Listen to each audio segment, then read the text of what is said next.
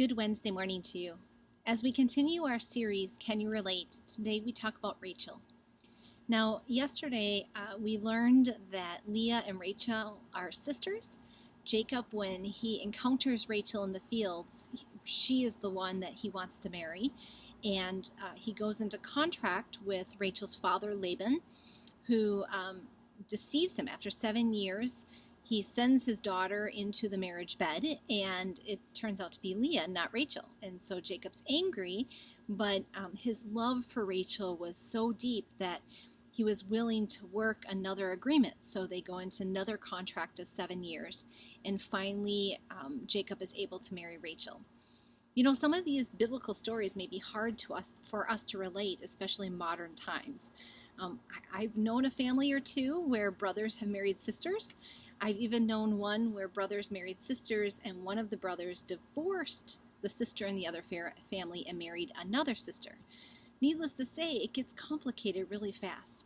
But in biblical times, in the narration of Scripture, we have to remember that things are not in the context that we understand them in our modern times. What we can relate to, though, is the fact that Leah and Rachel didn't get along. They were jealous of one another. Leah was jealous of Rachel, whom her husband, their shared husband, Jacob, loved more. And Rachel was jealous of Leah because Leah gave birth to sons far more quickly than Rachel was. In fact, if you turn to Genesis 30, you can read the narration of how Rachel was angered against Jacob for not being able to produce a son, or any child for that matter. In Genesis chapter 30, it says, when Rachel saw that she bore Jacob no children, she envied her sister. And she said to Jacob, "Give me children, or I should die."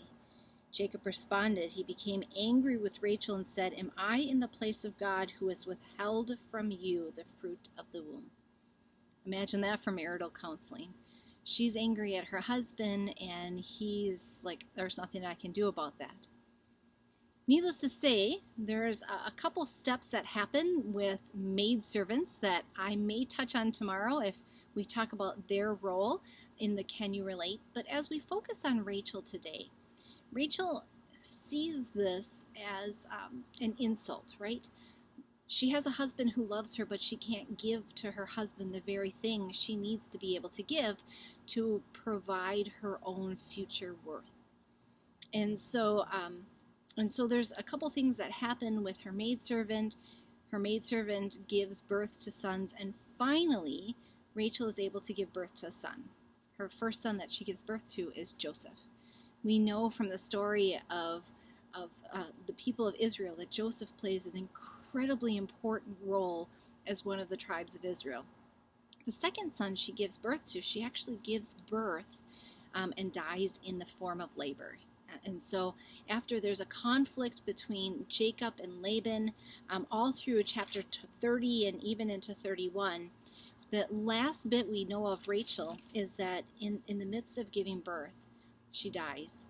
And as she gives birth, she names him Ben-Oni, means son of mourning. And then Jacob changes his name to be Benjamin. So in the course of Jacob and his wives, he ends up with 4 of them, between Leah and Rachel, and then 2 maidservants that we can talk about tomorrow. I'll put the maidservants tomorrow together. These are the 12 tribes of Israel. What I want you to hear in the story, though, is that Rachel, she was the one that was loved. She was the one that was desired. There was a sense of this is the one that I've worked hard for. You know, even though Laban was not honest with Joseph, with Jacob,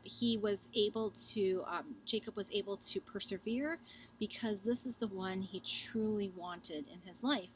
And the 2 tribes, the 2 babies that come out of that relationship, Joseph and Benjamin, play incredibly important roles in the narration of God's people. So, can you relate? Can you relate to being jealous?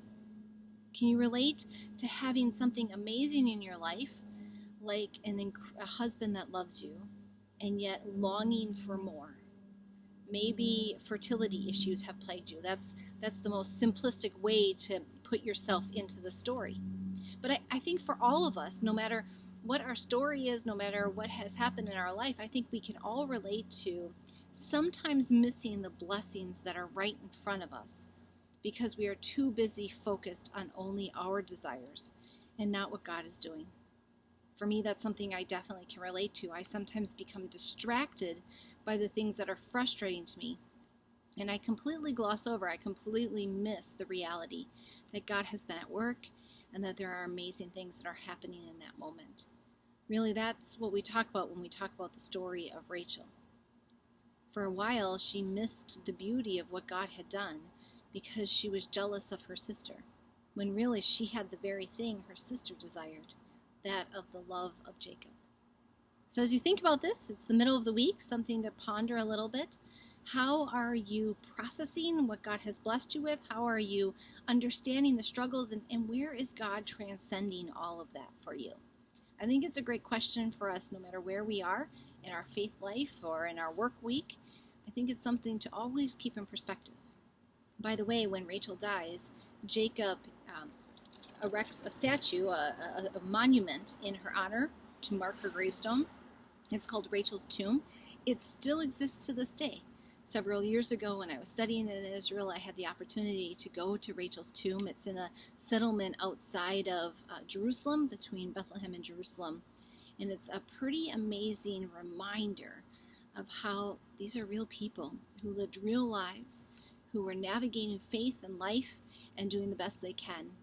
Not all that unlike you and me. Hope you have a great day.